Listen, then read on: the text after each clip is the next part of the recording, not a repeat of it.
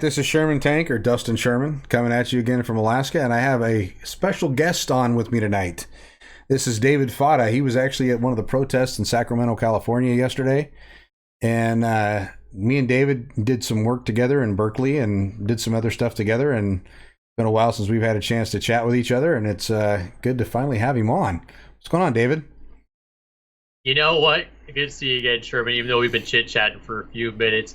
It has been a very long time since we've actually chit-chatted with each other, way too long. But, yeah, really good time with the protest yesterday. It was actually the first, I think, rally I've been to for a couple of years now. So it was good seeing you out there. And I have to say, though, despite what people were saying, mainstream media, there was over 1,000 people there yesterday. I was actually walking down the streets. I had my little recall Gavin Newsom sign. For people who don't know, Gavin Newsom's the governor of California.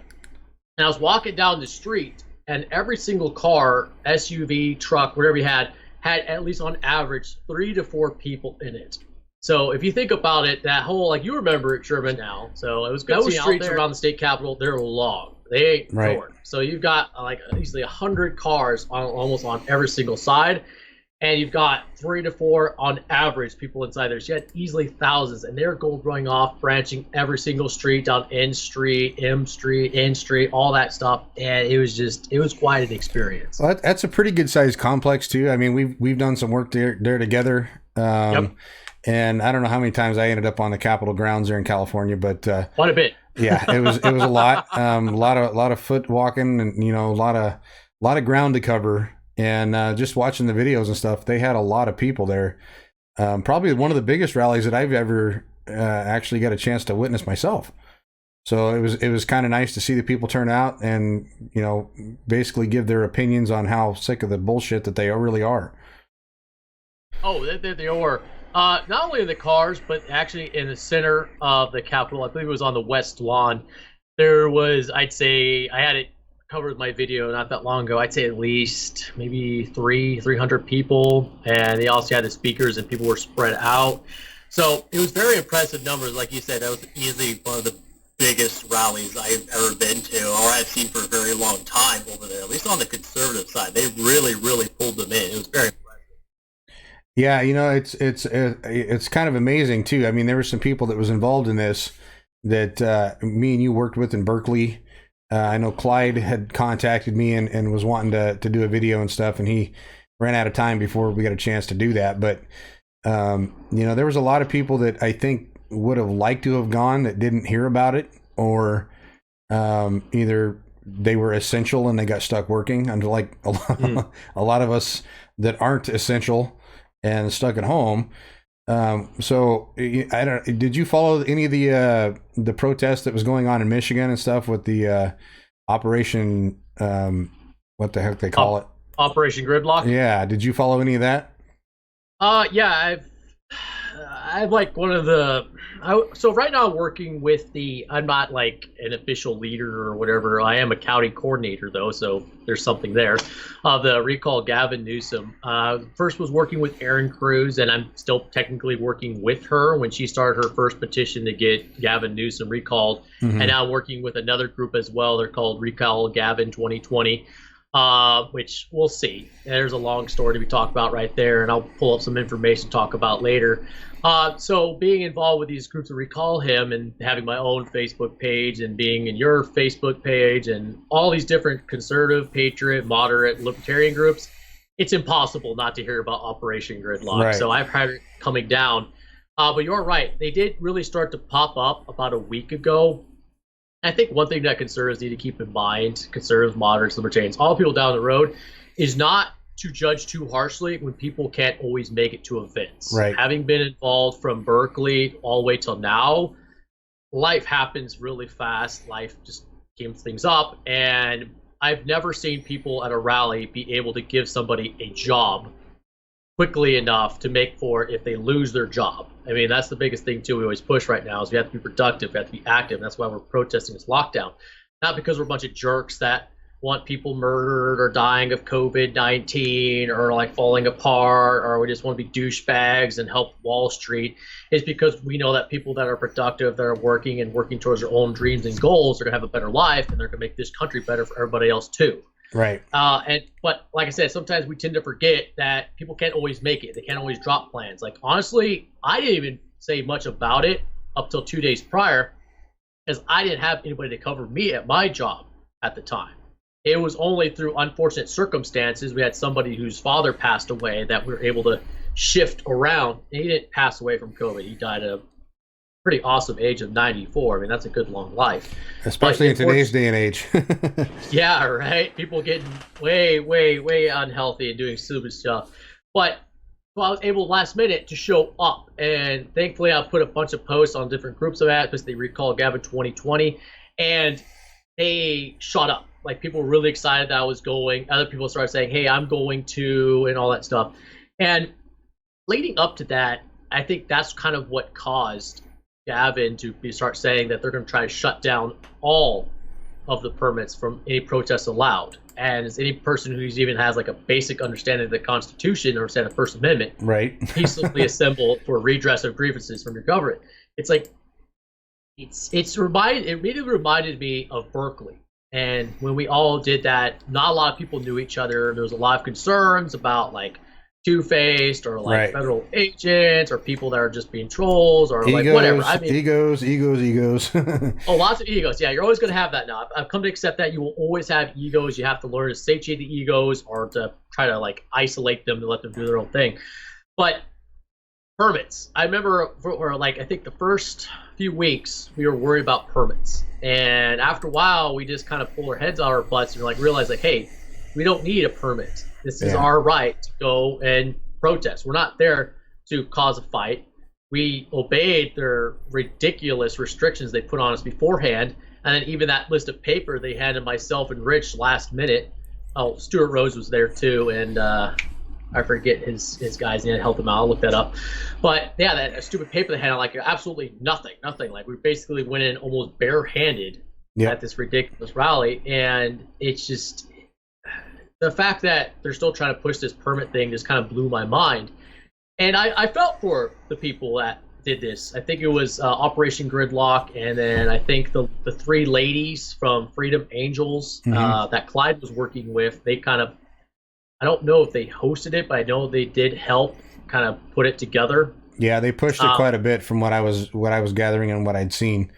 I think they had been involved in a previous protest, I think, with Clyde's wife. I know Clyde's wife had got arrested for chaining herself to the Capitol the last time that they were there. So I was kind of wondering if that was going to happen again, but apparently everything turned out pretty good this time. Yeah, I'm trying to find what was their name. Here we go. Okay, so it was.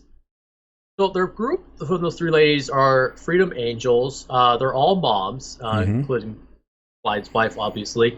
And their biggest thing they pushed back in September was when the California government was coming down with like, you have to give us your child's medical records. You have to let us in the house if they're not properly being vaccinated. Not 100% certain on that last part. And you have to have your children vaccinated. Now, as myself, I have problems with vaccines that aren't properly verified, where we can't actually look up what's in them and actually prove what's in them. There is a history of vaccines doing terrible things to people, and there's still mistakes. Currently, the job I'm at, they actually create a lot of different pharmaceuticals and medicine supplies and all that. So I see the people every day that are building these things. They don't really come off as evil, malicious, bad scientists. But I definitely agree with them that in the past there's been terrible things that vaccines have done, especially people like Bill Gates, who went to like India and other foreign countries and used these vaccines that did great harm and killed and hurt people and made them infertile.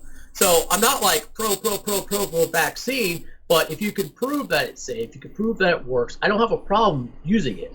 My problem I did have, and the only thing I really agreed with them, was when the government's sticking a gun to your head and threatening to steal your child away. Right.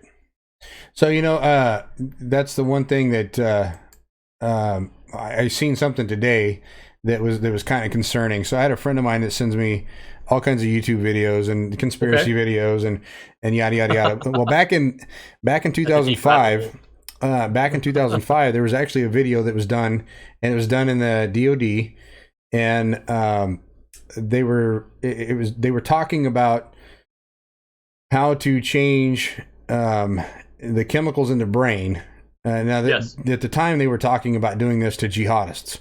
Okay, they were talking about doing it to Eastern, basic. I don't know if it was they would be considered Muslims or just the terrorists over in that region or what. But at the time, that's what they were talking about, was changing the extremist ideology by altering, and they were going to do this through a virus. They were going to do this through a virus, and the video is legit. You can go on and you can watch it. It's basically someone with the DoD, and they have the DoD numbers and stuff like that on the video of what they were planning on doing, and the way that they were going to deliver that was through like an airdrop. They were going to basically mist a certain area. If you watch the video, it kind of describes that. With basically chemtrails. And I'm not a big, huge believer in the whole chemtrails conspiracy thing, but Right. watching this DoD video, it gives some merit to some of that kind of stuff. And, without knowing, and I don't think that the American public will ever know exactly what's going on with this Wuhan, China virus thing. Right. But there's pretty big evidence out there now that this was created in a lab by someone that knew the virus very, very well, and it got distributed out, not necessarily maliciously originally, but with China not telling us that it existed for a month, that pretty much gave plenty of time for the stuff to get out there and spread.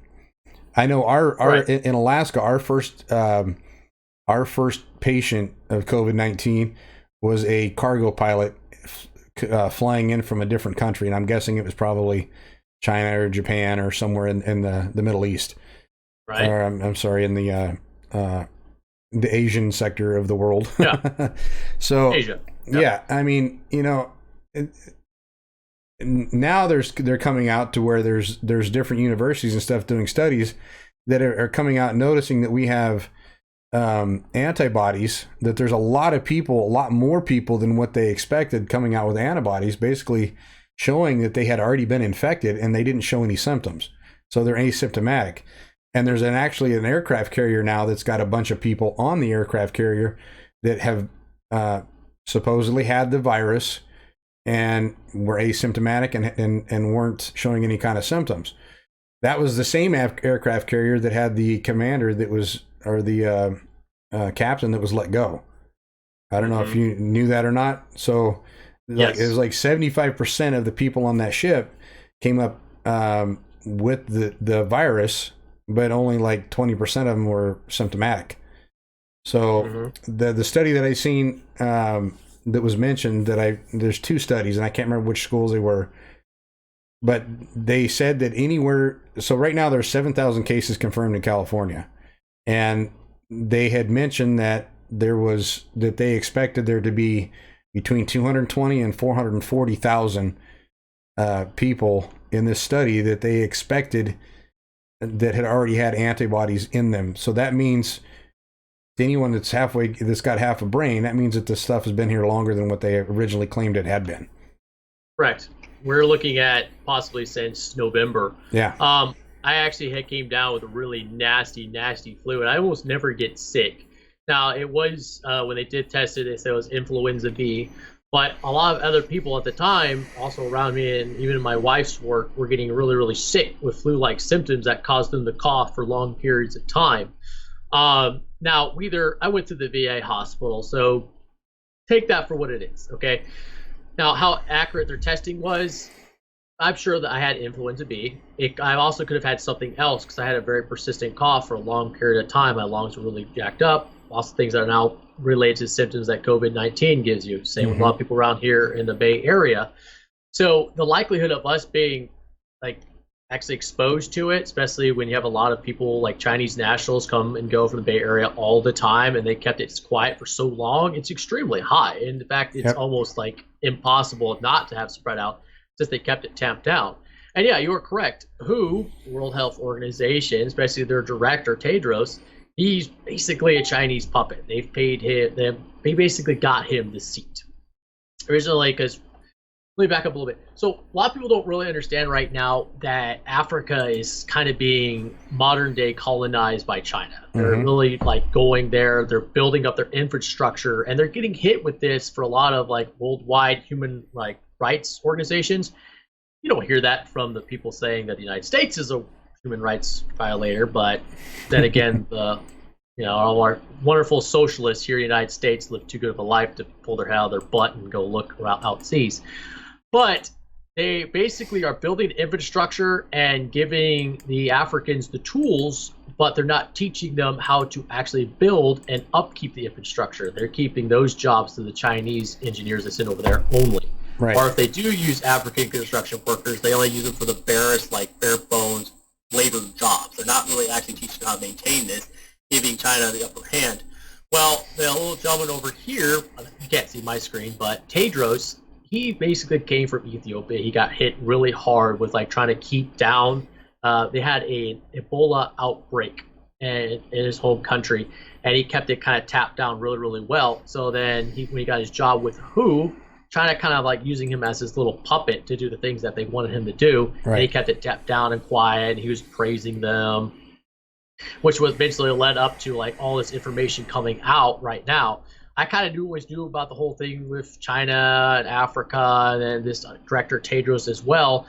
But the problem was that COVID coronavirus kind of just came out and hit everybody out of nowhere. So now the rest of the public is learning this information. But as we all know, with social media, there's so much misinformation just thrown out there and like little like curtains and like a little hidden fog of war that the correct information can't get out fast enough, or it's always skewed a certain direction.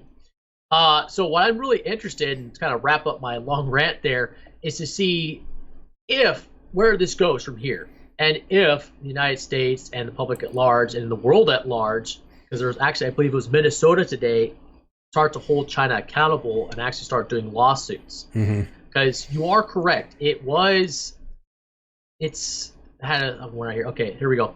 So a couple researchers, journalists were asking like what actually caused the coronavirus. Is this actually from the Wuhan lab, or is this from some bat meat market, or was this originally like just came out of nowhere? Okay, so it definitely, we know it originated from China, especially from the Wuhan location. The thing is that they're saying that it mutated to want to attach itself to human proteins. Naturally, out in the wild, the coronavirus only is like used to attaching itself to animal fat tissues. Right. But it adapts really, really quickly when exposed to human fat tissue cells. It mutates itself, and then boom, it spreads like wildfire. But like we already know, coronaviruses aren't really anything that new. They have been around for a while. In fact, if this article I'm reading is correctly, they had a bit of an issue with it back in 2015. And we have stuff like Lysol that says coronavirus, that it kills that kind of stuff all over the place. The only thing is, is that this is now being used, and I think our biggest problem we probably should talk about, address today, is why is it now being used as a political prop? Why is it now being used as a political cudgel? I mean, I still go to work in the one in the Bay Area. It's a job where hundreds of people come and go. Lots of things come in and out. I'm like always exposed. So you think that we'd be spreading it, or we'd be completely shut down with COVID-19, but we're not. Even though it has, like we just mentioned, mutated itself to like be really susceptible to attach itself to human proteins and spread like wildfire. But like you were mentioning earlier, it's like the antibodies. It's been here since November. We probably already built up quite a bit of herd immunity. We just either don't have the testing, or the testing is being slowed down and like kept on the down low just long enough so they can keep us locked down and herd recombinate permanently. And that's go ahead. The thing that's frustrating for me is seeing different states. You know, you got states like South Dakota, right? They don't have the population some other states do. They never shut down. They never even attempted to. And they've got one of the lowest infected rates in the country. And then you got New York City that seems like they're padding the numbers by adding 10,000 people in one day. I mean, the disinformation across the board on social media has gotten to where it's you open up Facebook or Twitter or anything else and you get like a headache in the first 2 minutes. I mean, the Oh yeah. information is like, it's like so overloaded now. I mean, how much can the human brain take anymore, you know? And now they're talking about injecting people with friggin' the chips and all this other shit. And it's like, dude, can we stop the world and can I get off, sometime tomorrow or, whatever? Can I go back to work so I don't have to do this kind of stuff? It's interesting. I talked to my dad and he's like late 80s. He's like, I think 87 or 88. Well, he was born in 32. So you do the math. So 88. He grew up, he was actually born in the middle of the Great Depression at the beginning of it. And so he grew up through it. And, so he didn't get to experience as an adult what it was like in the Great Depression. But he contributes what we're going through right now with the oil prices dropping and the economy going to crap and everything else. Because of this, he completely attributes this to a second version of that time period. And I can see parts of that, yeah. But we all know that once everything slowly starts to come back to normal, everyone will go back to work. Not saying that all the businesses will still be open. In fact, mine, I'm praying to God it can survive this. Yeah. I work in a bowling alley. We thrive by having large groups of people in the building, and the way that our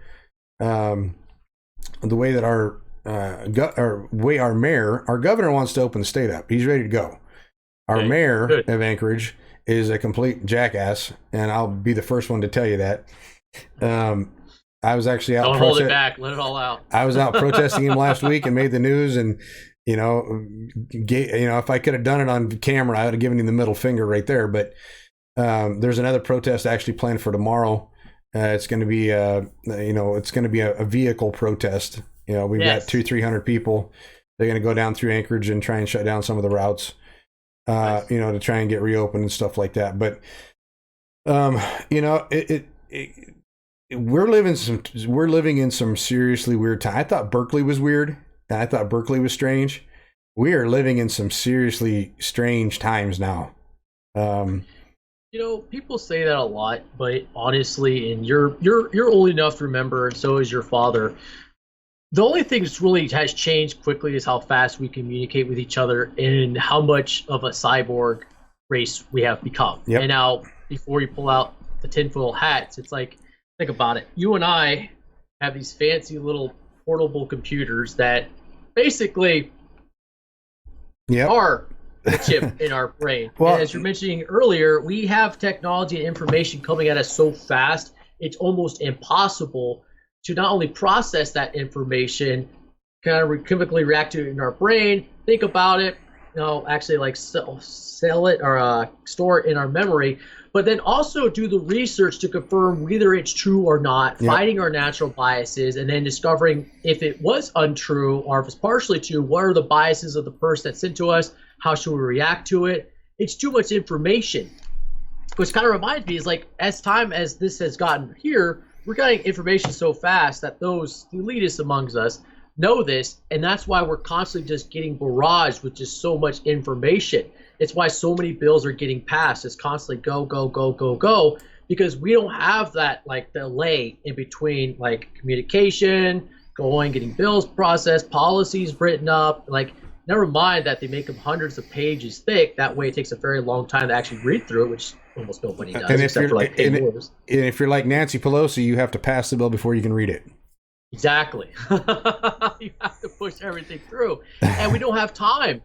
And what I've come to realize in like going back, we talked about the conservative movement for a bit, is not only should we be a little less aggressive with each other when it comes to like, hey, not everybody can always make it out, but we also have to divide ourselves into what's I would consider teams or sections into who's keeping track of what. Right. Kind of like just like a government agency or an intelligence agency would divide itself like, hey, you're open source intelligence, what's going on open source? Okay, you're agriculture, how are they trying to screw us in agriculture? How are they trying to screw us in security? How are they trying to transfer military or law enforcement to hate us? And start dividing it into groups if people haven't already done that. What I usually notice, and I'm guilty too because I don't have like some giant team behind me, is that we tend to just shoot stuff out as we find out. Automatically. Yeah, and we're well. Not only that, but we're reactionary. We're Mm-hmm. constantly on the defense, and what we need to do is start going on the offense. We'll have groups amongst ourselves that yes, we're seeing what they're up to, but we also have a specific group that we have ahead of them, or at least running next to them, that's throwing obstacles in their path. And honestly, you could send it to me if you know where it's at. I don't see a lot of that. This protest yesterday, honestly, I think is one of the first in protests happening throughout the country the past few days. It's been one of those rare occasions where I'm really seeing conservatives actually getting out there and starting to be not overly, but actually starting to actually be proactive rather than always reactive. Right. And what we need to do is great. Rallies, protests, fantastic. Peacefully assemble, redress government grievances. But what we need to do is start getting more of our people in there that are making them dance to our jig, making them start bending to our will, start slowly attacking all these unconstitutional laws that they put in there and start destroying them. And then start passing other type of legislation that undermines all the things that they're doing. Right. Go ahead. And here's the crux of that. Okay. So, me and you worked together long enough out in California. You knew I was pretty good about getting people together and bringing groups together and singing Kumbaya and, having a good time doing that. But the problem that I'm seeing, and this is even up here, and you get into states that are especially conservative, what happens is we get, we've run into this thing with Trump being in there where people have become lazy again. And every time we get a conservative president or someone that would be deemed conservative or someone that's on our side, then we start to relax a little bit instead of staying on their throats and really pushing for things to go our way, even preemptively or reactionarily. We tend to get a little bit lazy and we're like, oh yeah, he'll take care of it. Everything will be okay. Yeah. And then we end up in this situation that we're in right now. Well, that's what the point of politicians are. They're people that we hire. Remember, they're supposed to work for us. Although, if you say that out loud, like I did Fox News years ago, you're gonna get laughed at. Mm-hmm. But they are supposed to be working for us. They're supposed to be temporary people going in there to do a temporary job. Yep. I've only come to politics because I've sat while I was in the Marine Corps for 8 years, and while I was there, towards like my last part, like year or two, I started paying attention to what was going out because I was a bit of a workaholic. And I got way too involved with like what was going on in my Marine Corps job, my Marine Corps life. So then I didn't realize that society was rapidly changing around me up to the last 2 years. But when I got out, I started thinking like, why do we have all these people with a full-time job in our government? Now, I understand that at some points, like the president, Senate members, Assembly members, House, I understand there will be some who are permanently there. Okay, I get that. But to such an extent and to such a large and like basically I wouldn't even call it fat government. It's like it's obese at this time, morbidly obese. And coming from somewhere where it comes from, I worked technically for the U.S. government for 8 years as the Marine. We don't always do the best of jobs, and we definitely don't always have the best of gear, and we don't always have the best of people working there. A very unpopular opinion of mine was that I always believe people should be able to be fired in the military. Like, if you're not performing, if you're not doing a good job, or if you really, truly just want to get out, you need to be fired. Now, people argue with that and be like, well, we're at war, we need to not have people be able to leave. Okay, sure. But most of the time, we're not in such a scenario where in this horrible, awful war where we need every, swinging dick to come fight for America and save the country line. Most of the time, there's more damage done to the military because you have people, both men and women, or boys and girls, however you want to put them, that don't want to be there or who are doing a crap job. And I think, honestly, just like in civilian job, same thing should be applied to military and should also apply to our citizen politicians. I agree. Like, they're not better than us. We should be able to easily fire these jerk-offs.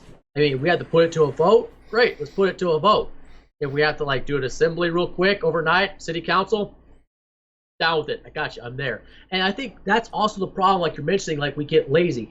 Well, not so much that we're lazy. It's just not really a whole lot good that we can do.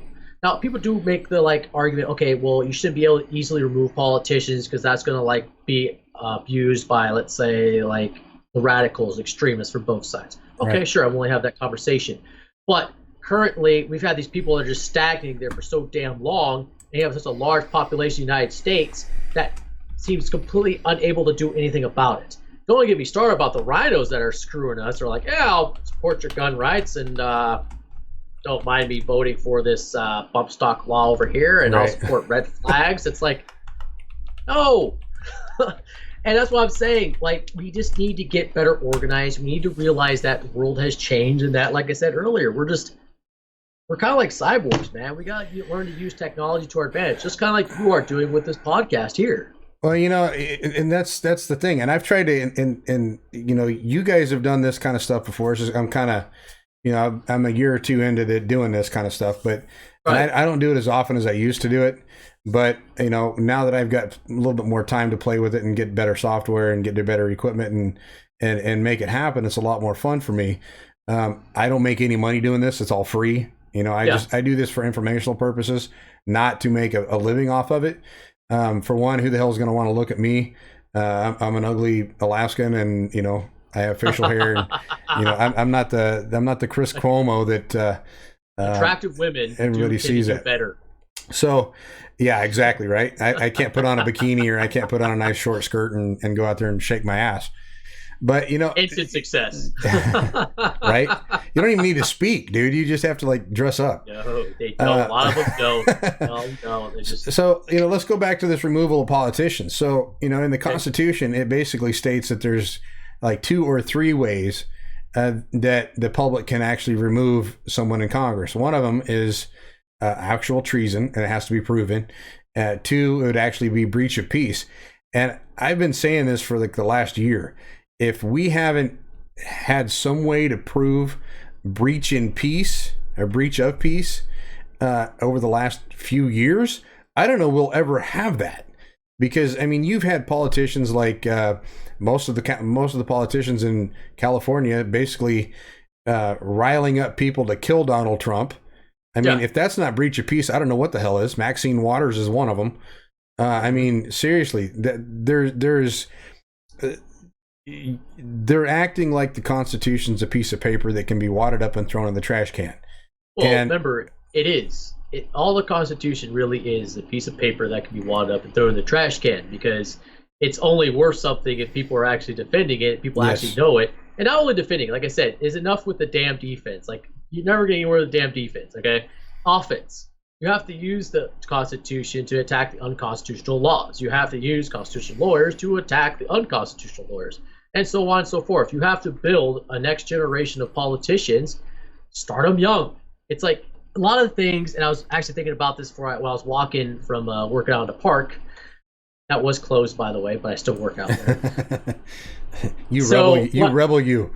I know, I'm so rebellious, so rebellious. So what I was getting at, we need to build the next generation of politicians, the youth, okay? One thing I always remember when I was a kid, my generation, we were taught this complete bullshit lesson about be nice, be sweet, the world's a great place, just like all Disneylanded up 24/7. It was all bullshit.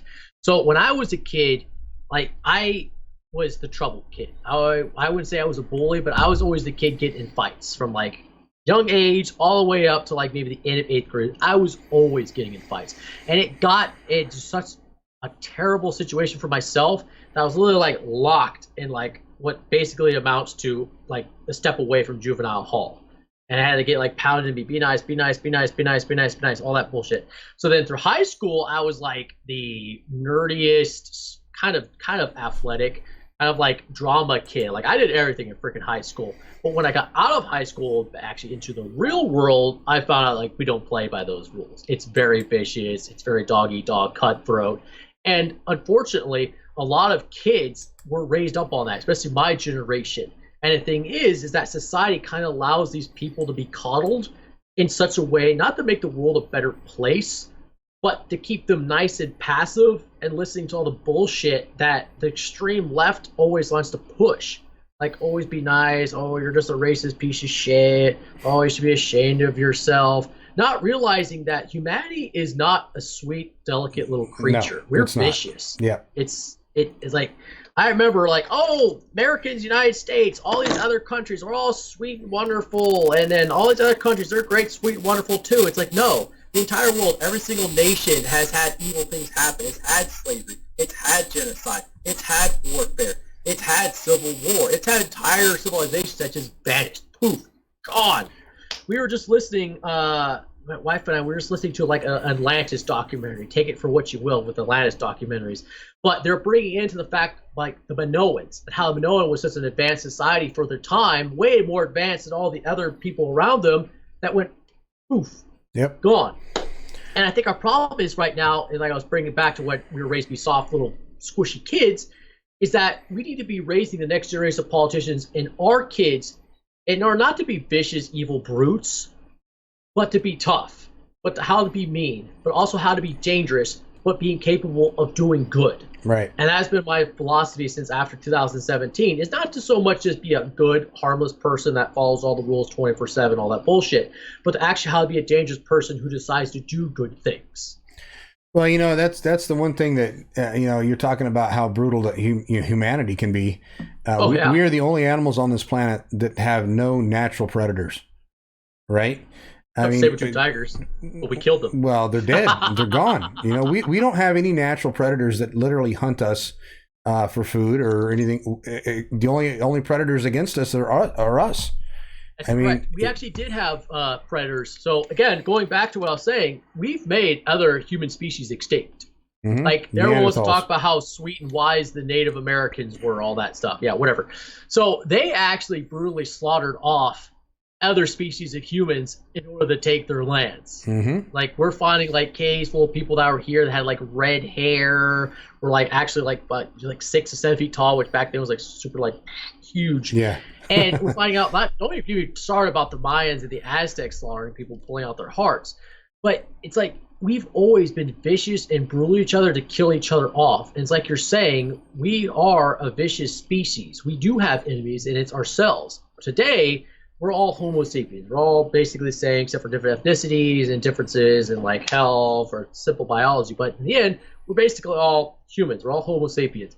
Our problem now is our natural enemies are those who have completely different worldview than us, different ideals, see things differently. And like what you're saying earlier was like, well, how do you fight it back against these people, or what do you do? It's like, well, honestly, there is no recourse. I think there is no recourse with some people. It's like, it's never going to happen. You can sit there, have a nice, polite conversation all day long, all you want. They don't care. They hate you, or they have something to gain with you being destroyed. Yep.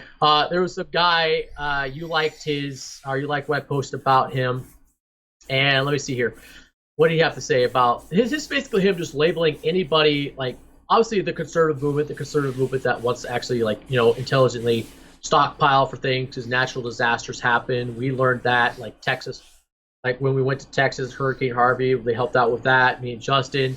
California has earthquakes. Alaska, I'm sure you guys get snowed in all the time. You have to have supplies.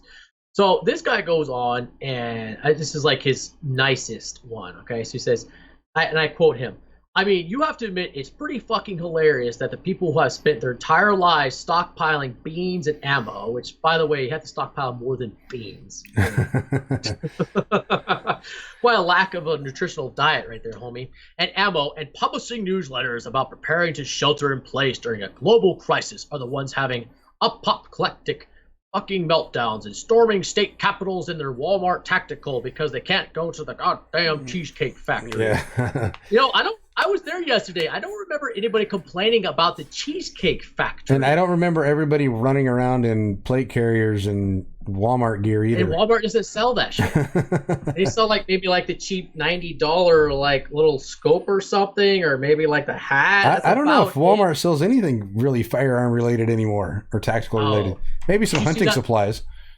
See that meme earlier somebody put out? It was Walmart's like, hey, we're not going to sell these types of ammunitions anymore, these caliber ammunitions. It was 7.62, 5.56, 2.23. They start going off to like 3.57 millimeter, like 7.68 millimeter. I'm like, are we selling fucking tank shells here? Right. Are we like dropping arty on our neighbors? Like what? Yeah, we're not going to sell 223, but we'll sell 50 cal. No problem. Exactly. If you want to shoot your neighbor, no. But if you want to shoot down a helicopter, we're your guy. You want some tank shells? I'll sell you some gas too. Speaking of which, have you seen his stocks at oil? Dude, I'm going to tell you right now, living in Alaska, which we depend on the oil up here. Right? I mean, it is. You're starting to see the stories and stuff popping up of people that work on oil rigs left and right that are getting laid off. It's sad. I mean, it really is. So for people out there that don't understand, Alaska basically survives a lot on the oil production up here because we have the native corporations years ago and everything struck a deal with like the big oil companies, Exxon and Mobil One or Mobil and BP and all those places to come up here and drill and run the pipeline. Well, if we don't have oil running through that pipeline, which, you know, right now there's not that many people up there because of this COVID crap and everything else. It's a lifeline of Alaskans. And the reason that is because every citizen in this state gets a once a year check. And it's not much. It's, you know, $1,500, $2,000. It's usually right before Christmas. It's in October. Mm-hmm. And, but that's the normal citizens. The natives up here actually get monthly checks on percentage of what the oil rights or on a percentage of what the oil sold for. I think it's 5 years ago. So, you know, in 5 years, once this time comes up, it's either 5 or 7. 5 years or 7 years from now, this period right here, they're not going to have anything. So hopefully that they can prepare for that, because oil at minus $36 a barrel. I've never seen it. Never even. Now. Oh, I've never even heard of that. 40. I tell you right now, if you're going to invest in oil, right now is the time to do it. Because once it does start to come back up, I'm telling you, once it starts to come back up, you can make some money. But I wouldn't stick with it very long, because the stock market right now is doing a lot of this. And, you know, think about the timing of everything that's happening right before an election. Our mayor wanted to continue to hold his executive powers till November the 15th. Which is after the election, and I'm hearing this across the country now, not just in Alaska, but there's mayors and governors and stuff that want to hold their executive power from this executive emergency or this national emergency, so that they can keep everybody at home and do mail-in votes. Well, okay, that's great, but who's going to end up being the ones that are going to oversee those votes? And there's just so many damn things that's going on in the country anymore. They're gonna hook you up. And yeah, I mean, seriously, you know, I'm on unemployment now, and now this is something I heard today too. So my boss runs a small business, right? So he's not a big player or anything like that. None of the other bowling centers that are in town are huge players, but the funding, the loan program that the feds had put together to bail people out, essentially, had run out of money. So they decided to dump another $500 billion in. And the first time that they put the money in, my boss didn't make it in. So I'm hoping to hell that he got it in this time, because what are they going to do? They're just going to continue to keep printing money and throwing money at the situation? Because as it is right now, the small businesses that are closed down and have sent people home, they're not going to have money for their lights and power. I work in a 26-lane bowling center. Right. Our electric bill is between $3,000 to $4,000 a month. And, you know, we're not there. There's no money coming in. The electric's still on. The gas is still on. There's certain things that have to be still paid for, and no money coming in to do that. So, and these places survive. They may not be month to month. They make a profit, but they're not month to month. But they're not going to last for 4 or 5 months being closed. So I'm getting a little antsy on getting back to work, and I know that I can't. You know, we just bought a house up here in October. I don't know if I told you that, David, but yeah, we're homeowners. We're homeowners, baby. We got in there, and of course, wouldn't you know it? The first year that we have a house, I get laid off. First time in 40 years, almost 30 some years. That I've been laid off from work. That's freaking terrifying. Like, you just take a huge investment. You're living part of the American dream, which that's what the United States is supposed to be about. People pursuing the American dream. People pursuing actual capitalism, not crony capitalism or that bullshit, but actual capitalism. Starting your small business, succeeding, or working for a business, buying a home, raising a family, or doing whatever the fuck you want to do. Go chase skirts for a living. I don't care. Just doing what Americans do. Exactly. And then you have these people with way too much power, been around way too long, trying to shut everything down, either just to make a point or because they're overreacting and scared half to death, which I'm leaning more towards they're doing it just to make a political point. Yeah, and I'd have to agree with you on that. Now, unfortunately, what's going on, in my opinion, is like I am not. I'm a counterintelligence person. Okay, that's what I do for a living. I look all over the world. I counterintelligence. That's what I do. I also like making movies, so I know a lot about the entertainment industry. We've been, as a country, been sucking up to China for a very long time. A lot of weird stuff that's been going on with Hollywood the past few years is because Hollywood is trying to suck up to China. In fact, a lot of our big budget movies have different scenes in them, or certain scenes cut out. For instance, if anyone remembers like actual like Marvel Endgame or the Marvel movies of Doctor Strange, where you have that female monk who's actually originally supposed to be a Tibetan monk, but China did not like that. The Chinese Communist Party hates Tibetans. As far as they're concerned, that country doesn't exist, that's China. So what they did was they told their people in Hollywood, do away with that, make it something else. Same thing what we saw earlier with the World Health Organization that we brought up. Their little director won't recognize Taiwan as an independent country. And a lot of things, unfortunately, that we don't know because their school system is absolute garbage, is that Taiwan is actually made up of all the Chinese nationals that got wiped out after 1945, after a whole giant World War II, and escaped to Taiwan and are barely holding on there. That's why for such a long time, especially after the Korean War, people didn't really, like, our politicians didn't really want to acknowledge Taiwan as an independent country, especially after we started kissing the butt to China so they could basically turn their civilian population to a slave workforce to make cheap plastic goods for us. But yeah, so to kind of wrap it up is that our politicians and our big business have been kissing the ass of China for quite some time, and now we're starting to see our entertainment media do the exact same thing.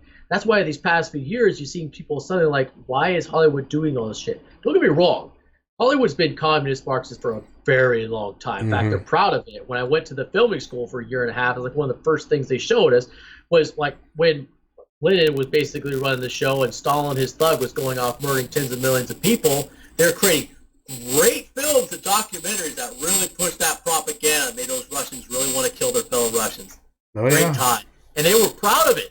These fuckers were proud of it. Like, there's nothing wrong. But you talk anything about Donald Trump or conservatism, there's like the devil has arisen, which that's a bad analogy. Hey, let's change the subject. Let me. I don't know if you've heard of it or not, but so little Kim Jong-un over North Korea is supposedly on his deathbed. That's what some of the news outlets they're claiming. Last night, I think I seen 3 or 4 of them. They said that he was brain dead. I think they retracted a few of those, but I'm wondering if. Yeah, he went over he had a Chinese surgeon or a Chinese doctor come over and do some kind of procedure on him that had something to do with his respiratory system. I don't know if it was his heart, his lungs, what it was. Nothing ever was stated on that, but now there's a lot of speculation going around that his sister, if he does end up dying or whatever, his sister will be the one who takes the reins.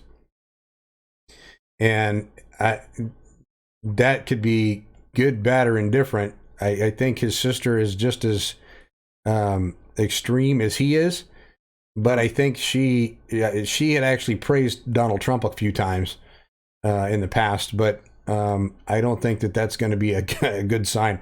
I'm not sure if North Korea will even let a female succeed him, but I do know that doing a little bit of research and stuff on him, they actually went to the same school. I think it was in Switzerland, if I remember correctly. They were there at the same time, so they were groomed at the same time for that position. So I think that the North Korean rulers wanted to make sure there was a backup for their backup, is essentially what the idea was. But and she's been a pretty popular figure over there since like 2010. I think is the date, 2010 or 2012. She kind of popped on the scene. And she's supposed to be like 3 years younger than him. So what do you think? Do you think little Kimmy over there is dying of something, or you think he's got the COVID? I mean, he could have the COVID. I mean, they're right there. Yeah. China's their best buddy. And you have to remember, China doesn't always play nice with North Korea. North Korea is like their obnoxious little child. Going back to the Korean War, China only stepped in for Korea because we were about to wipe them out. Right. So Korea has always been like their little their stupid stepchild that they tolerate, but they're annoyed with. So if little Kim's not pressing the right buttons or not doing the right things that China doesn't like, or playing too nice with Donald Trump, yeah, guaranteed they're going to take him out. And honestly, the whole family, the whole Kim family, they've been in power a long time. Very long time. They'll kill each other off. They'll murder off their own uncles. So his sister taking over? Yeah, I mean, some of the most vicious dictators in the world have been women. I mean, don't get me started about Bloody Mary.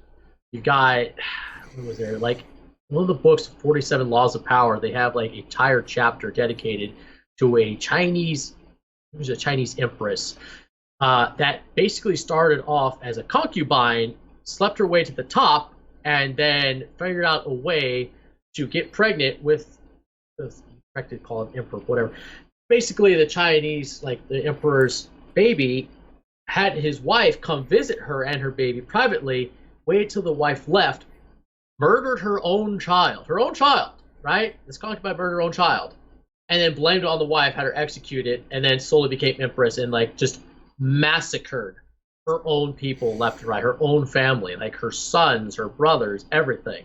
So yeah, I mean, it's just his sister could be even more vicious. Yeah, that's kind of a scary thought. I mean, you know, up until all this stuff happened, Kim had shot off like 3 or 4 different rockets over the last few months, and then all of a sudden he's down and he's in surgery and he's in bad health. You know, it kind of makes me wonder if they decided they didn't just want to off him. I don't know. I do know that they had said today, one of the articles I had read mentioned that the South Korean money basically took a huge dive. It's actually was like, I can't remember exactly what the heck they said it was, but it dropped way more than like the American dollar. It was like right through the floor. And this is on news of Kim being sick. So I don't know what that would have. Maybe they're worried that his sister's taking over. I know that she doesn't particularly like South Korea at all, according to some of the things that was written up. But, you know, who knows? I think we've had so many weird things happen in the last 2 years. I think anything's possible.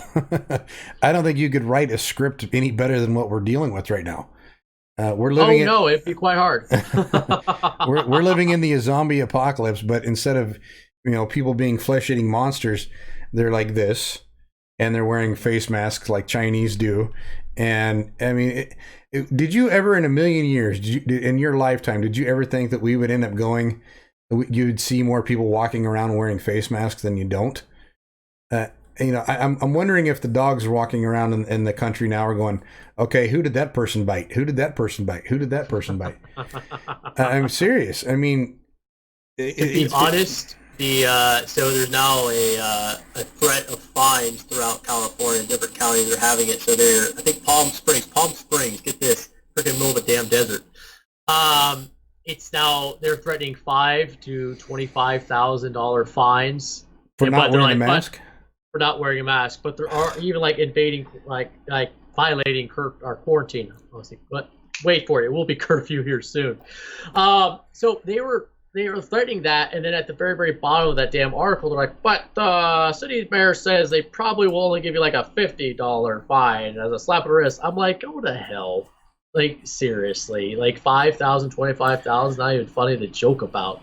And not only that, you've got, what was the Michigan's governor using actual drones that were sold from China. And these aren't like your regular average everyday drones. They're the DJI. They're really nice drones.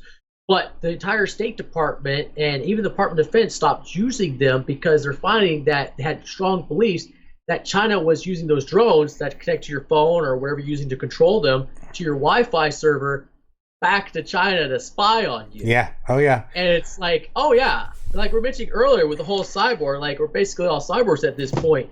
We're living in a world that we don't fully understand and that we're all still trying to catch up to. Yeah. And the problem is that we have to get a lot smarter and start educating ourselves, or at the very least, find out ways amongst people that you know how to divide and conquer and understand everything. Because trying to tackling it by yourself is insane. Well, here, It's you mentioning the drones and everything, they were using those over there whenever Hong Kong was running through their protests.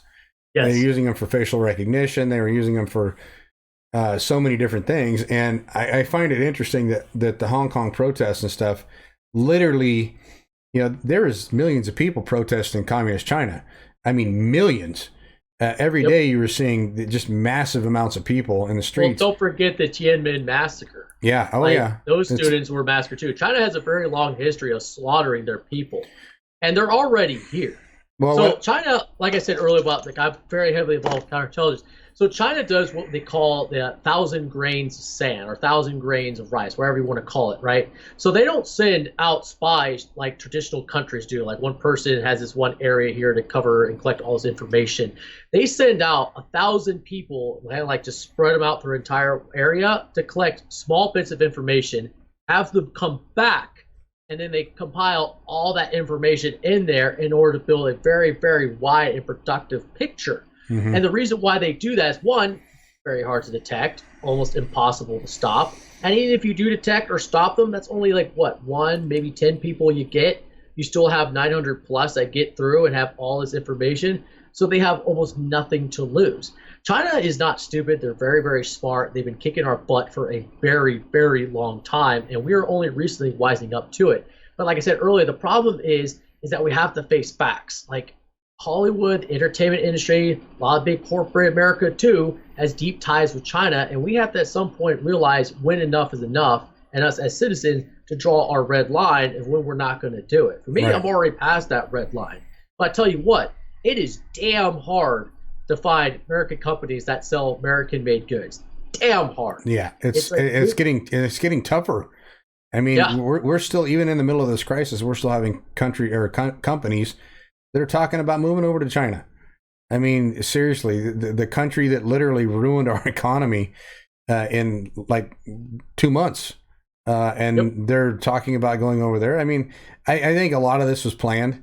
Oh, it was. I mean, if you look at the progression of it, it happened so fast, and they knew about it a month before we did, or longer, and they didn't stop anybody from coming over here, and they did that for a reason, and that was to harm us. And Trump makes good with their president over there, but at the same time, look at how much crap he talks about China. And Xi Jinping is definitely not Donald Trump's friend. well, and there should have been a huge. We should have noticed this a little bit more, and I'm sure that the military did, or the people, or the powers that be, noticed it. But whenever this first started happening on China, he disappeared. He disappeared for like 3 weeks. Yep. Nobody knew where he was at. Nobody had a clue where he was at. He was probably in a bunker somewhere, trying to ride it out. And meanwhile, his police and his, the law enforcement over there were welding people in their homes.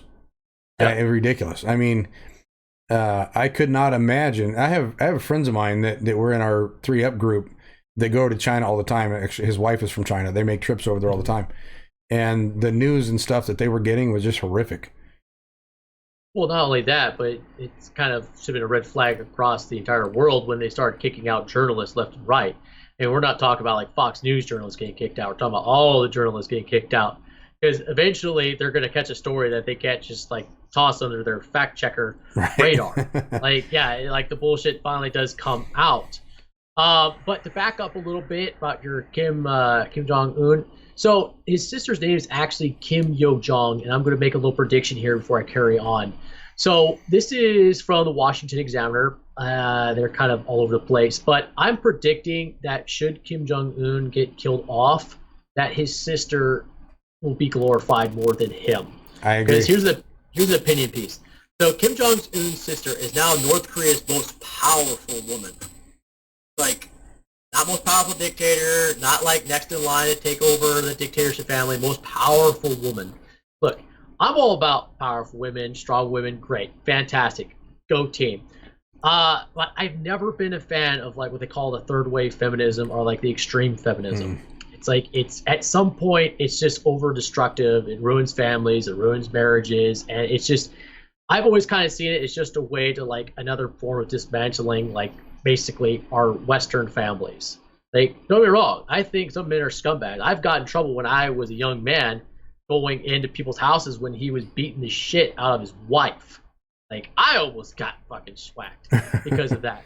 So I know men are abusive, they do bad things. And don't get me wrong, like I said, Hollywood. Like, I went to film school for a year and a half. I started getting involved with Hollywood, and I'm like, wow. And this was just right as the Me Too movement was kicking off, and a lot of it was true. And it's not just women. I mean, the things that dudes will do to get ahead in Hollywood, Yeah. it make Pornhub seem like a freaking kid's playground. I'm sure. Because it's freaking nasty. I'm just like, no, I'm good. I cut the crap out of that stuff. But what's interesting about this one, her name is Kim Yo Jong, is that she's involved all across the board. She's involved with the propaganda department. She's involved with the finance departments. She even goes around and makes sure that people don't, she personally goes around and makes sure people don't collect any of his DNA. Right. None of it. That's like her personal little task. So you're looking at a sociopath straight from hell. Mm-hmm. If there was such a thing as fifth wave feminism in like a human form, it's probably going to be her, and it's not going to be pretty. And I'm making the prediction now. I think she's going to get glorified by leftist media. I think they're going to be like, look how this strong woman has changed this dictatorship. I'm sure Ignore they all will. the dead bodies in the back. Well, I mean, they did the same men. thing with Markle, and they did the same thing with what's the other chick in the UK? They did that when they all got elected to begin with, and they've turned out to where they were terrible leaders. It's Markle was probably Merkel or whatever the hell her name is, Angela Merkel. Yeah, Germany? she's hated by her own country. Yes. I mean, she's a female Hitler, essentially. And then there was one that Trump actually got along with, and I can't remember what her name was, but she was from the UK, I think. And, God, what the hell was her name? It wasn't Merkel, but Merkel was Germany. And then what was the other one from the UK? I can't remember her name. But she turned out to be kind of a crapshoot too. And then I don't know, there's so many different things going on around the world, and we're sitting over here stuck in our homes, and we got to wear masks, and we can't find toilet paper, and you can't wash your hands, and yeah. Well, you should always be washing your hands, nasties. Well, yeah, I would hope so. We learned that people don't wash their damn hands. We learned that before kindergarten. Most of us did. I mean, it's called hygiene. All the soap is gone. It's like, why are you nasties not washing your hands? Like, what the hell? Well, dude, there's people out there licking fucking toilets, man. I mean, the Tide Pod challenge was bad enough. One of your people were like, he actually called them squishy kids. Yes, squishy and stupid. Okay, can't fix it all. Some of them are like mentally squishy and soft, like wow, like one of those, like, what the hell is those little stress balls? My wife likes those things. Yeah. Where's your little stress thing?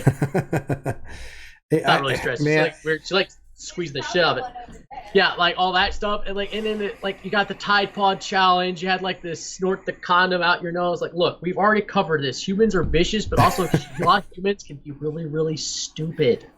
Okay, and that's also why people just accept things without like any research, without thinking about it at all. I mean, you look at what some of these people will say about us in our, like, go to any like extreme left leaning. Like, I'm not talking about Democrats in general. I'm talking about hardcore leftist, socialist, Marxist, communists, all those.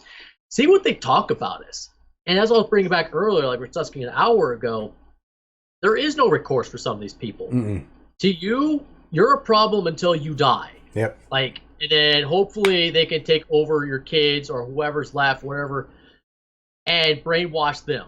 That's what I was saying earlier. It's like what we need to realize, and I'm sure a lot of people are catching on to this. I might just be preached to the choir, is that you have to be very, very involved with raising your kids. Because like my friend Justin always likes to say, it's like, send your children unto Caesar. Don't be surprised they come back as Romans. Mm-hmm. And like, as me, my wife and I, we don't really want to have a kid in California because they're like trying to strangle off all the homeschools in here. They don't want you to be able to raise your kid. They don't want anything. Like, you can't even like go to your kid's doctor's appointment. Like, what? I think it's like age 13 or 15. Yeah, they lock you out. I experienced that actually myself. So I completely. It's like, I didn't know who the hell I was, and I don't consider myself adult, most people adults, until I was like 25, 26. I mean, and I've been around hundreds of young men in the Marines, and like, they do some real stupid shit and make really bad, just dumb decisions. It's like, you don't really get your head out of your ass until like you're at least mid-20s. Oh yeah, and I know people that have gone further than that. Unfortunately, most of them in California. We may be amongst them, we just don't know it yet. Hey, I'm young at heart, man. I'm young at heart. My body disagrees for the most part, but I'm still young at heart. Hey, David, I think we've had a great discussion. I'm going to get off here. My wife is begging me to go to McDonald's. So she's tired of cooking, and she's tired of cooking, and I'm tired of eating the cooking. So, hey, on the she's laughing upstairs. I can hear her laughing. So, so on the upside, I know everybody's talking about everybody gaining weight and all this kind of stuff, being stuck at home. I've actually lost like 7 pounds because I'm not eating all the fast food. So maybe there is an upside. But now you're going to McDonald's, so I got to have at least, it's like my cheat day. Get out of your car and just like run quickly, jog a couple laps around it, then get back in. Well, with the house and everything. By the way, we're homeowners, so we bought the house, and we're trying to do little things here or there to the house, pretty it up. This summer, if we get Trump's stimulus check, which I have not received and cannot get through the damn IRS to get it going, if we receive that, I'm putting a fucking deck on the back, and then we're gonna have a place that we can do some good stuff. Yeah, but, I mean, that's basically the money that they would take it from us taxes. A lot of us never get our full taxes back. So, yeah, right. I don't have a problem with that at all. Yeah. Go for it. Yeah. So, anyway, David, it's awesome to talk to you again after... You too. God, how long it's been. It's been like at least a year or more. Other than chatting, it's nice to see your face. You look well. And we'll have to do this again. I'm up for it anytime. Definitely. So take care of yourself, Sherman. If you make it up to Alaska, come up and check it out. And I got a place you can crash if you need it. I'll try to dig through all the snow. Hopefully we can land. Hey, it's like 50 degrees right now, man. It's like t-shirt weather here. It's probably nice, yeah. Oh yeah, that's not bad. T-shirts, I like that. All right, brother. It's good to talk to you, and we will catch you another time. Thank you for coming on. See you around. All right, buddy. All right.